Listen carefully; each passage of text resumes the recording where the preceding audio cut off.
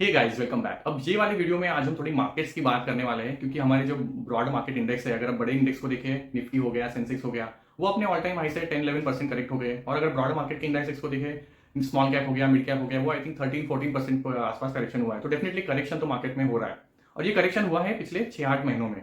और अगर आप मार्केट में पिछले 2-3 साल के ड्यूरेशन में आए हो ना, तो आपने वन साइडेड रैलीज बहुत देखी है, बट करेक्शन होते हुए नहीं देखा है। तो वेलकम टू द मार्केट्स। ये भी एक फेज आता है जब मार्केट में काफी ड्यूरेशन के लिए कुछ नहीं होगा या फिर नेगेटिव रिटर्न बनेंगे।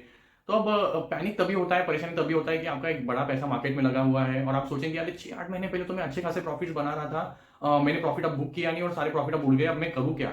राइट। अगर ये परेशानी और पैनिक तो होगा। और ये तभी ज्यादा होता है ना, अगर आपके दिमाग में कोई प्रोसेस फिट नहीं है, कोई प्लान नहीं है कि भाई कोई स्टेप्स नहीं है, किसको फॉलो करें, क्या हम स्टेप्स ले सकते हैं अगर स्टॉक्स गिरे हैं, क्या एग्जिस्टिंग स्टॉक जो मेरे पोर्टफोलियो में मैं उनमें ऑपोजिशन ऐड करूँ, या फिर कोई नए स्टॉक्स है जो दूसरे हैं जो और गिरे हैं और वो मुझे अभी अट्रैक्टिव लग रही है, वहां पे पोजीशन बनाऊं। तो ये सारे क्वेश्चंस और पैनिक होगा, परेशानी होगी, but you have to bear with that. और ऐसे सिचुएशन में प्रोसेस नहीं है तो आपको ज्यादा दिक्कत होगी।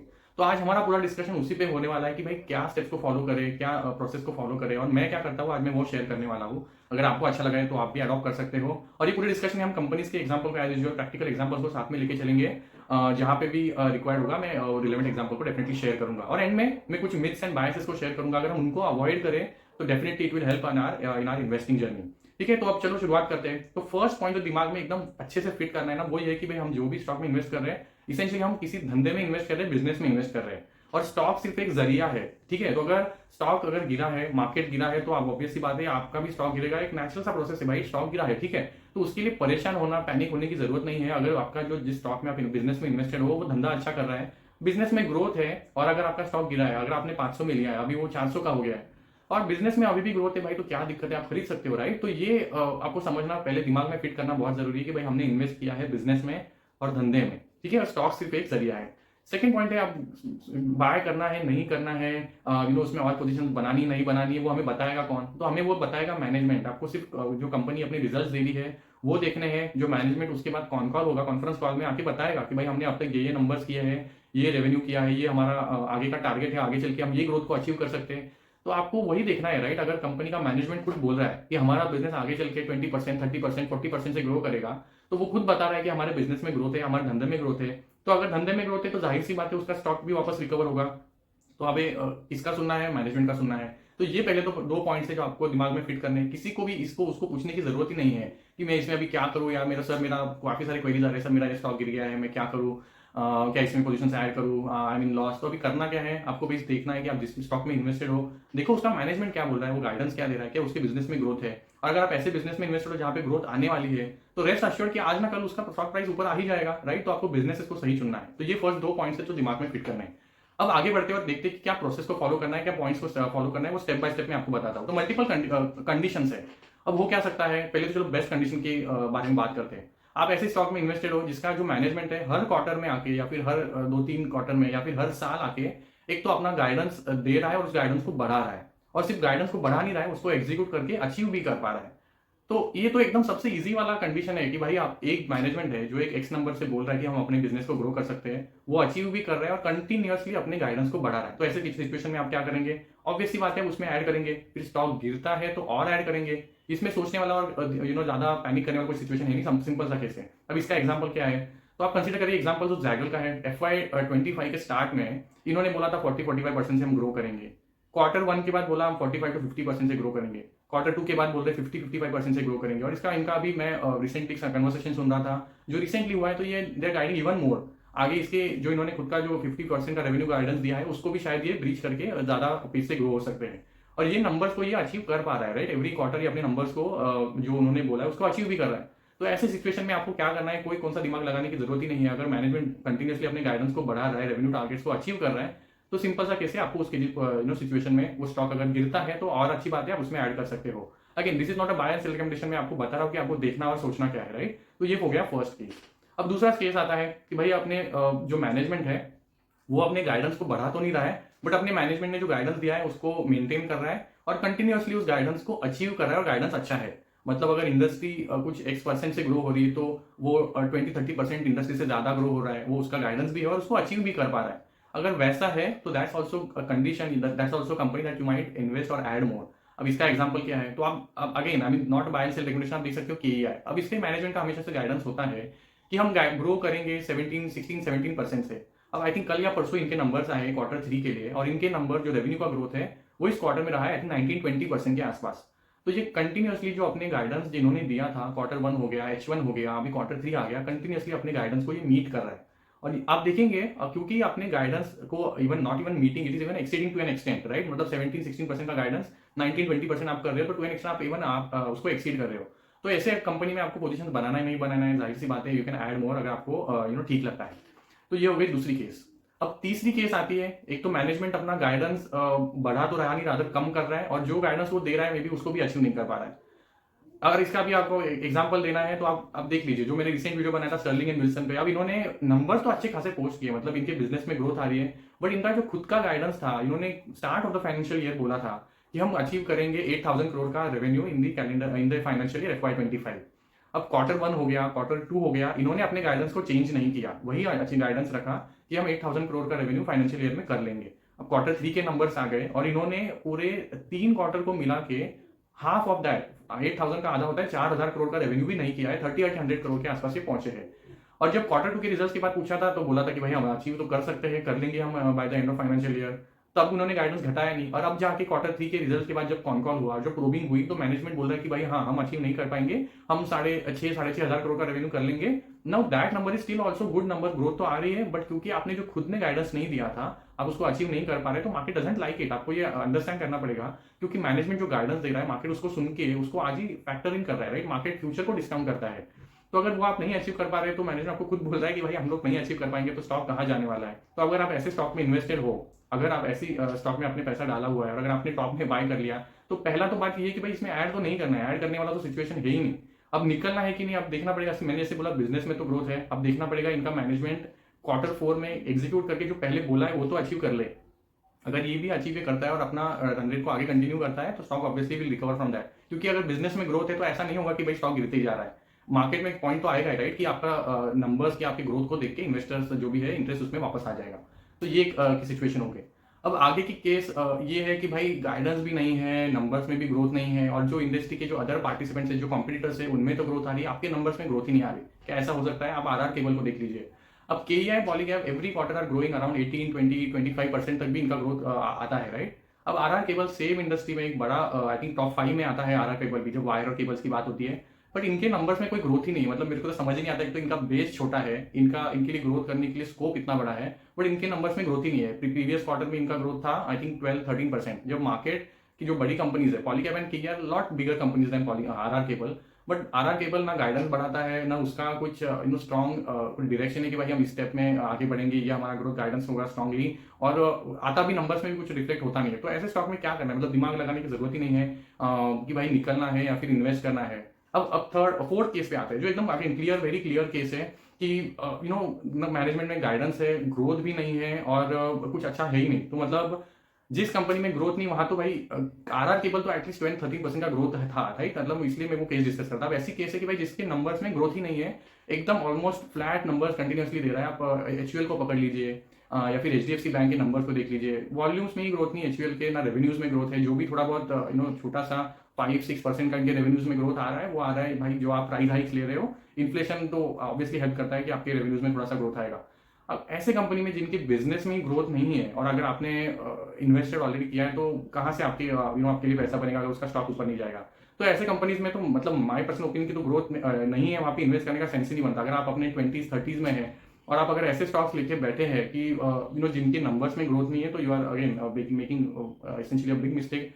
ये सारे स्टॉक्स मतलब रिटायर्ड लोगों के लिए, कि भाई जिनको ज्यादा सोचना नहीं है, एक ढंग का डिविडेंड आ रहा है, जहाँ पे बहुत ज्यादा रिस्क नहीं है, जहाँ पे बहुत ज्यादा फॉल आएगा नहीं, भले अच्छे खासे स्ट्रॉन्ग रिटर्न्स ना बने, बट एक पैसा सेफ लेके एक डिसेंट रिटर्न बन गया तो बन गया। बट अगर आप अपने 20s-30s में ऐसे स्टॉक लेके बैठे हो, तो again not a good strategy, right. फिर आते हैं कुछ थोड़ा बॉर्डर केस वाले सिनेरियोस। अभी देखो कुछ ऐसी कंपनीज होती है कि भाई हमने अब तक अच्छा नहीं किया, हमारे नंबर जो इस क्वार्टर तक आए थे वो बहुत ही खराब थे, या फिर उसमें कोई ग्रोथ नहीं थी, बट आप जब मैनेजमेंट का कॉन कॉल सुनते हो, कुछ गाइडेंस सुनते हो, तो लगता है कि यार हाँ भाई आगे चल के तो इनके नंबर्स में ग्रोथ आ रही है, मैनेजमेंट बता रहा है। अब ऐसे सिचुएशन में क्या करना है, तो अगेन थोड़ा पर्सनल जजमेंट है, बट अगर नंबर्स में अगर मैनेजमेंट बोल रही है आगे चल के ग्रोथ आएगी, तो you will have to be cautiously tracking that and then add position slowly. तो ये बात होती है। अब मैं किसकी बात करूँ, अगर एग्जांपल के तौर पे बोलूँ तो पीएनबी हाउसिंग को देख सकते हैं कि भाई इनका जो पोर्टफोलियो था, इनका जो लोन बुक था, वहाँ पे ग्रोथ नहीं थी, ऑब्वियसली लॉसेस थे, बट कंटिन्यूसली लास्ट 1-2 क्वार्टर में अभी इनके जो अफोर्डेबल हाउसिंग साइड पे फोकस बढ़ रहा है, नंबर्स में ग्रोथ आ रही है, एनपीएस अंडर कंट्रोल आ रहे हैं। तो ये एक अब अगर मैनेजमेंट को, ऑब्वियसली मैं कॉन कॉल को सुनूंगा, तो अब ऐसे जो स्टॉक्स होते हैं कि भाई प्रीवियसली हिस्टोरिकली इनमें नंबर्स में भी इतनी ग्रोथ नहीं थी, बट आगे चल के अगर ग्रोथ आ रही है तो सी अगेन वो सस्टेनेबल होनी चाहिए, कि ऐसा नहीं कि वन ऑफ कुछ ग्रोथ आ गया तो will have to track and see कि अगर ग्रोथ आ रही कि नहीं। तो वैसे स्टॉक में पोजीशन फिर भी ऐड किया जा सकता है जहाँ पे मैनेजमेंट बोल रहा है कि आगे चल के तो एटलीस्ट ग्रोथ आएगी, अब तक नहीं थी, आगे चल के आ रही है। देन एक और एक केस होता है कि भाई अभी तक हम लोग ने 30% का ग्रोथ दिया, अभी मैनेजमेंट बोल रहा है कि हमारा आगे चल के ग्रोथ का हम कुछ नहीं बोल सकते, 10% भी शायद ग्रो ना हो। तो अब ऐसी सिचुएशन में आप क्या करेंगे कि आप ये सोचेंगे कि भाई इस क्वार्टर में तो भाई 30% का ग्रोथ किया है तो हम पोजीशन ऐड करते हैं। भाई मैनेजमेंट का भी तो सुनो, मैनेजमेंट बोल रहा है कि हम 30% इस क्वार्टर में किए, बट आगे शायद 10% से भी ना ग्रो हो। तो ऐसे सिचुएशन में तो definitely you will next day you will might cut your positions in that stock. Add तो करना बहुत दूर की बात है। तो ये आपको देखना पड़ेगा कि मैनेजमेंट क्या बोल रहे हैं। These are the different situations. आप अगर आपको इवेल्युएट करना पड़ेगा जो भी स्टॉक्स आपके पोर्टफोलियो में है, इनमें से किस केस में, किस सिचुएशन में फिट होता है। और मैं मल्टीपल एग्जांपल आपको दे सकता हूँ। अगर आपका इवन जो कंपनी आप ऐसे इन्वेस्टेड हो जहां पे चलो ग्रोथ आ रही है अभी, बट वो जो ग्रोथ का रेट है वो कम हो रहा है। अब this is one more situation, और मैं इसका एग्जांपल भी दूंगा। अगर उसका ग्रोथ रेट पहले चलो 30 था, 35% पे वो ग्रोथ हो रहा था, और उसका अभी थोड़ा ग्रोथ स्लो डाउन हो रहा है, उसका ग्रोथ आ रहा है, ग्रोथ नहीं आ रहा है ऐसे नहीं है, बट पहले 30-35% था, अभी 20-22% पे ग्रो हो रहा है, 25% पे ग्रो हो रहा है। तो still a decent growth, but क्योंकि आप उस ग्रोथ पे पहले ग्रोथ को अचीव कर पा रहे थे 30-35% पे, तो मार्केट ने कंसिडरिंग दैट ग्रोथ आपको एक वैल्यूएशन दिया है, राइट। आपको 70-75% का 75 का पी दिया हुआ है।